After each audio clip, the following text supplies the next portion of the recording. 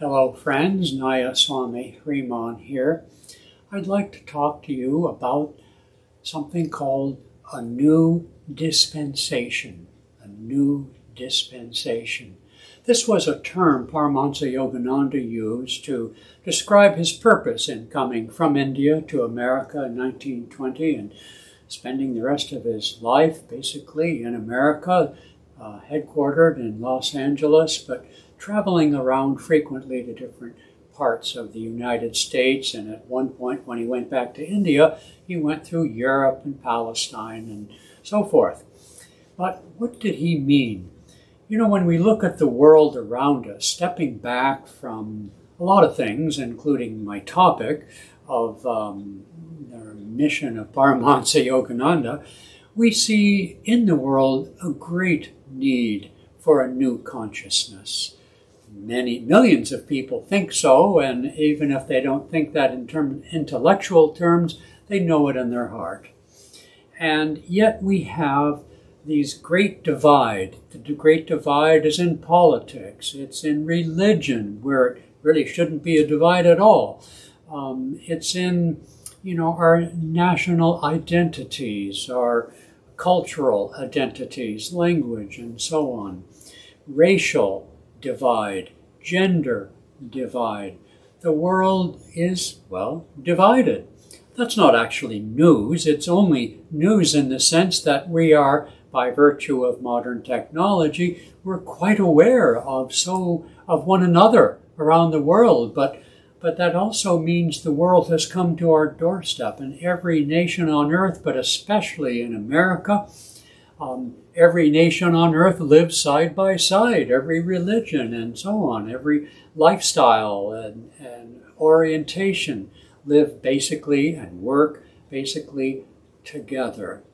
What are we going to do? I was born in the Christian faith myself and am oriented towards its various precepts and traditions, but it's not really so much different than any other major religion.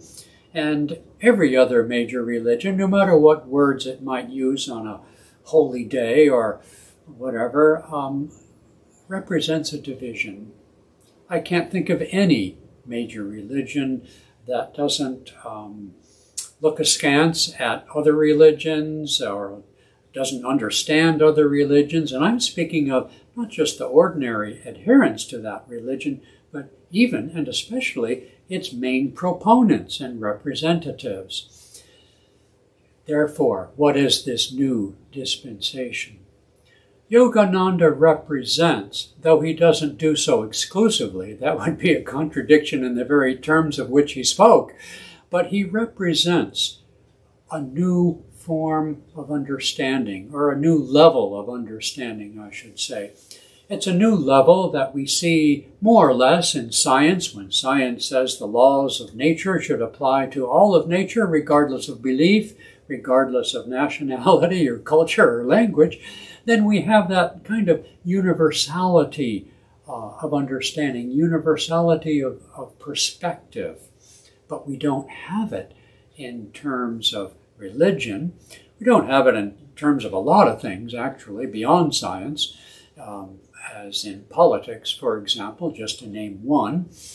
We are divided in so many ways. Yogananda brought the science of religion. And what is the science of religion? The underlying understanding, expressed in all true faiths, and especially by all great saints, that we are here to realize our kinship with the greater reality, which generally is called God, but has many names or even no name. And there are some who don't even believe in an overarching whatever consciousness, but certainly believe in the dissolution of a limited consciousness, the ego consciousness. And so this understanding, and we see it in the science of ecology, for example. We see in the interconnectedness of nature.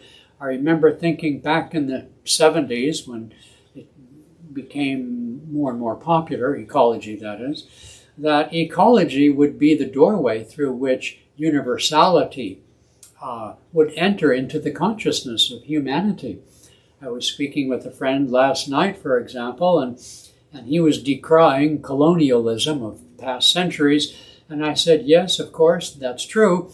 But even Yogananda admitted, though his own nation was subjected to British conquest and so on, rule, that Britain and other nations, but principally Britain, by what they did in conquering so much of the planet, laid the foundations for the globalization.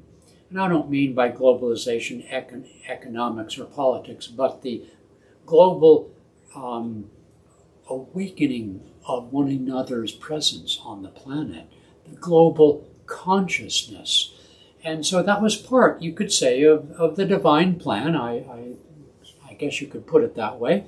In any case, the movement of consciousness in this ascending, awakening age of ours, though some days it doesn't seem very awakened, nonetheless, this is the new dispensation.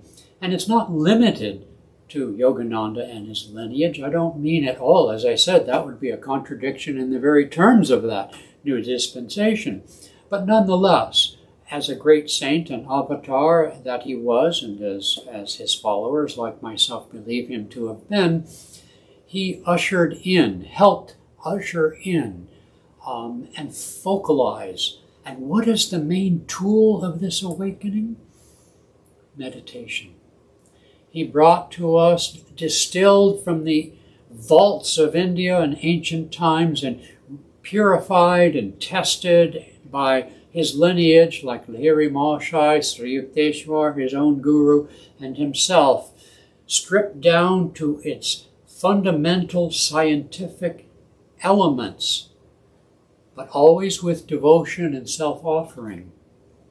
The key to that know thyself dictum of ancient times.